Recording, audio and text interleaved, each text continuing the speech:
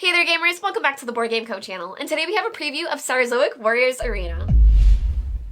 Hey there gamers, it's Professor Meg here, and welcome back to the Board Game Co channel. Today we have a preview of Saurozoic Warriors Arena by Boss Fight Studio. This is a current Kickstarter campaign, so you can check out the link down below for everything that they have planned. This is a sponsored video, and this is also a prototype copy in front of me, so all rules, components, things like that are subject to change.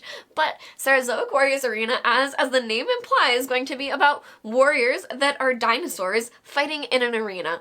But you're going to be doing a whole bunch of things, not only fighting off other people that are playing in the game, your opponents, but you're also going to be trying to climb the volcano because that's the coolest thing to do in the arena, and there are also some treasures that you may want to try to collect along the way and grab before anyone else does. But the most important thing about this game is going to be the crowd.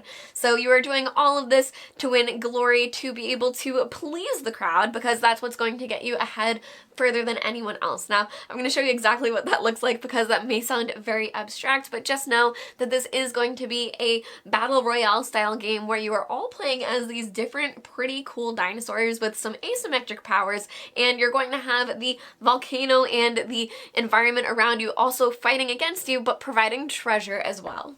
Now, I currently have the game set up for 4 players, but I only have 2 player boards in front of me to show you a little bit of how the asymmetry works for the different dinosaurs. But this is going to be the arena, and this is where everything is really taking place, where you can see that the most important thing is going to be battling the other warriors in the arena, but you can also climb the volcano, which is just super cool. So climbing the arena is going to gain you glory, or if you're in the very center, you might get some additional attack die, which can be very great. But if you're able to start your turn on one of these treasure tokens, you're also able to gain that token. So you would end your movement there, and other players can actually try to bump you off before you gain that reward. But if you start your turn on that spot, you will gain that reward.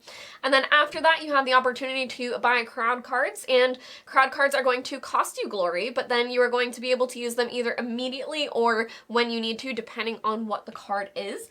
And then you will roll your attack dice. So every turn, players are going to roll these 5 blue attack die, and if you happen to be standing in the center of the volcano, you get an extra one. But you can also add gold dice to your rolls, depending on things that augment it. For example, all players have this peak attack to unlock on their player board, and that is you may roll +1 attack die. So that's how you would end up adding dice in those ways.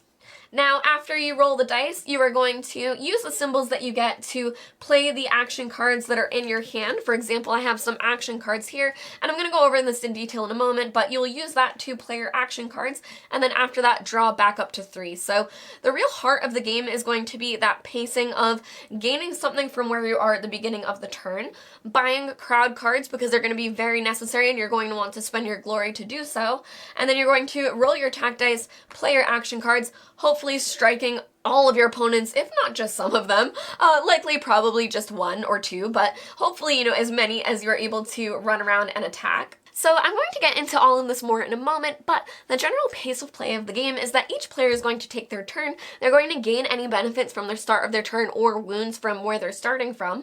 Then after that, you have the opportunity to spend your glory, purchase some of those crowd cards that can hopefully help you out either now or later, and then you're going to roll these attack dice. Now, one of the best things about these dice is you are rolling them Yahtzee style, so you get to roll, choose what you want to keep, roll again, perhaps change what you want to keep, and then roll a 3rd time. So you have a lot of options with what you're rolling with these dice, and all of the symbols do provide something as well. So there are 4 that you can do an action with the die symbol without the symbol contributing to a card. So there are some that are base elements such as bones, and those are going to just contribute to your cards, but things like the heart are going to be able to heal you if you choose to use the heart in that way, or you can use to contribute to a card. So you're going to roll your attack dice, play your action cards, and then draw back up to your hand of 3 cards. Now, to take a look at the crowd cards, we have 2 that are purchased here, and they were tucked here on our player board. So I am going to take them out just to show you what they were, and then I'm going to explain why they were placed there. So this was one that cost us 3 glory, which we spent, and then it is inflict 1 damage at range to the opponent of your choosing, and range in this game is anywhere, and they actually can't attack or bite back. So there is a bite back that you can kind of do damage back when someone attacks you, but when it's ranged, you're not able to do that. that you are able to defend with shields, which I'll get into in a moment when we talk about attacking, but this would be a way for you to do a damage to someone. And then once it's used, you would tuck it here into your player board. Now here's another one which costs us 2 glory, and this one is add +1 glory and +1 heart to your roll. So that's something that you're able to add to your roll as symbols, meaning that you can either use them to contribute to cards that you want to play or actions that you're going to use during that round. So again, this card would be tucked over here, and the reason for that is going to be that you can choose where to tuck the cards for any of your abilities, but as soon as there are 3, which is shown here, you would discard 2 of them and then take the final one and place it here to show that that is now unlocked for you. So here we have peak attack, and as I said, all players have peak attack, but we also have hardened, which is unique to Triax Skiver, and harden is going to add +1 damage and +1 shield added to action cards. So when playing an action card either as a shield when you need it, that's not a good example, when playing an action card as a shield when you need it, it would have +1, or it would have +1 over here, but again, you would need that unlocked with 3 different crowd cards. We also have Weapon Master, which is you may roll your attack dice a 4th time on your turn. So that's giving you even more flexibility, that you get even more rolls on your turn if you choose to do so. You can always choose to stop rolling when you want to if you like what you've already rolled. Now, buying these crowd cards is also going to be important because that's how endgame is going to be triggered, that the volcano will erupt a final time when the last one is drawn, but as you just heard me say, the volcano is going to erupt, and drawing these crowd cards is how that's going to be triggered. So you're going to have either rumbles or eruptions, and normally the volcano, when it erupts, will do 1 damage to everyone within its area, but if it starts to rumble first, that will add +1 damage every time. So as you can see on our chart here, the first eruption is going to affect everything within the red line. And as you can see down here, we've already had 1 volcanic rumble, meaning that if we were to draw the volcanic eruption card now, this would then erupt, and then it would move forward to the outer rings, and it would do 2 damage because it would be 1 for erupting and 1 for the rumble that's here.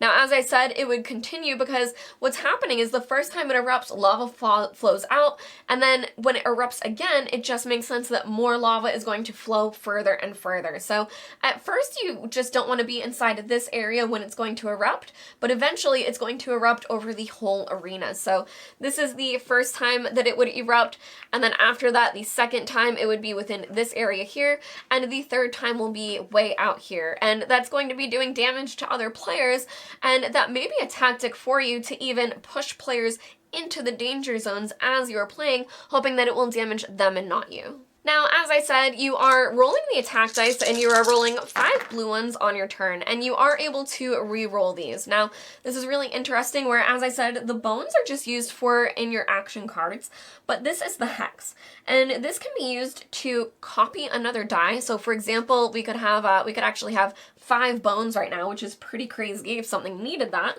but we could also use it to move 1 hex. So if we did use something that perhaps even used just those 2 bones, we could move additional hexes, but we get to re-roll. So we might even choose to keep all of these because those are duplicating things.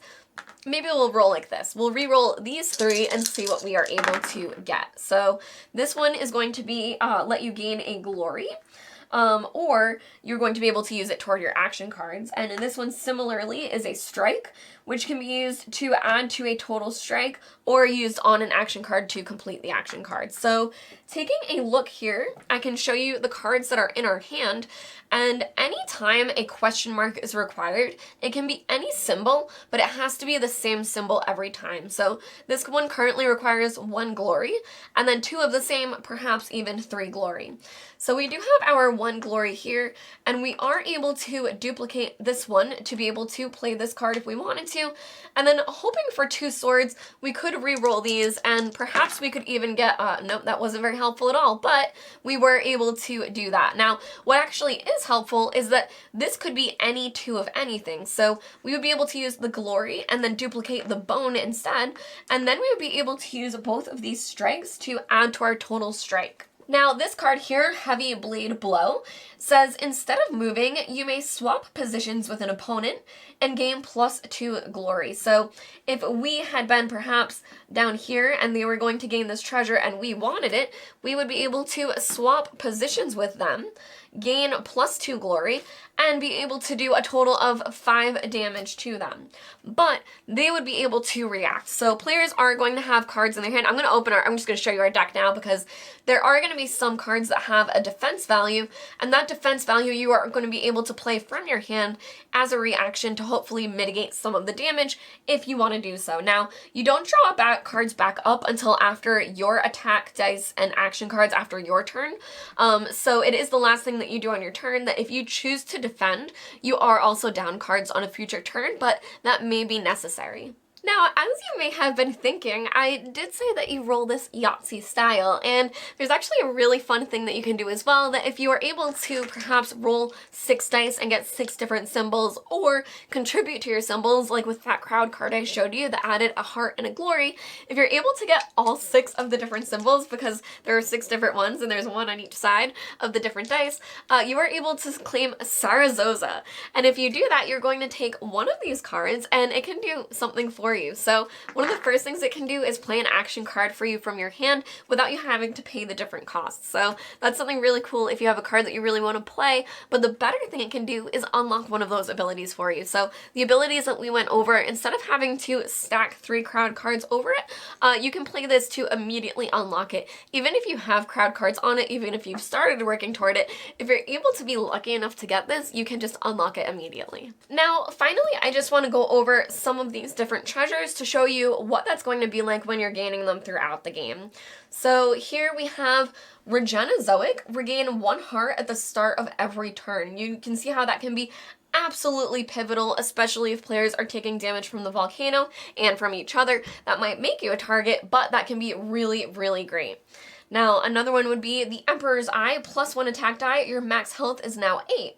So you don't heal every turn, but your max health is 8. And you get +1 attack die permanently, meaning you can have at least +2 attack dies just from that alone. This one is going to be Spirit of the Pyrosaur. Ignore all damage from the volcano once and then discard. So you can see where that's something that's going to help you more situationally. And we also have Endorsement. Gain 5 glory immediately, then discard. So that's a few examples of the different treasures that you're going to be able to gain throughout the game that can be really game-changing. And there are also maneuvers that players are going to be able to do throughout the game that is either pushing someone off of their spot, swapping places with them, jumping over them, and things like that, that you're really going to be maneuvering around the board, trying to get everything you can from both being in a good spot in the volcano, hopefully getting off of it before it erupts, claiming these different treasure tokens, and maneuvering yourself around your opponents that hopefully they're attacking each other and you're attacking them, and you are able to be the last warrior standing because that is how you're going to win the game. Saurozoic Warriors Arena is going to feel like a true arena battler where you are playing as these really chunky dinosaurs running around, smashing into other ones, taking hits from them yourself, doing a lot of melee damage, but every now and then there is some ranged damage as well. And when you're not shielding, you're also potentially biting back and doing damage instead when they try to hit you. Now, everyone is also trying to scramble to be king of the hill, where you're trying to get on top of this volcano and even fighting on top of that volcano. You're trying to gain the different treasures, and you're trying to spend your glory to get these crowd cards because they can really, really be helpful. But I think one of the most fun parts about the game is going to be the dice and the system around it and how you're able to re-roll them, because there are 6 different symbols, and so there's 1 on each side of the dice, and a lot of them will provide something for you even if you're not using it to play an action card. So you can use the heart to heal, you can gain glory, you can move, so you can use them for a lot of other things, but you also have that reroll system where it's very, very forgiving that you are able to reroll your dice, even look at what you've saved and what you've rolled, decide what you want to do, perhaps re-roll other things, and there's a lot of agency there and just a lot of options that you're going to be able to always do something with your turns, even if you have what might be a bad roll that you felt for that turn. You still have a lot of things that are available for you to do. But overall, you're just going to be protecting your health as much as possible while you are trying to run around and smash everyone else and waiting for that volcano to just go off. So you can check out the Kickstarter link down below for everything that they have planned. Thank you to Boss Fight Studio for sponsoring this video. I've been Professor Meg, and I will see you all next time. Bye!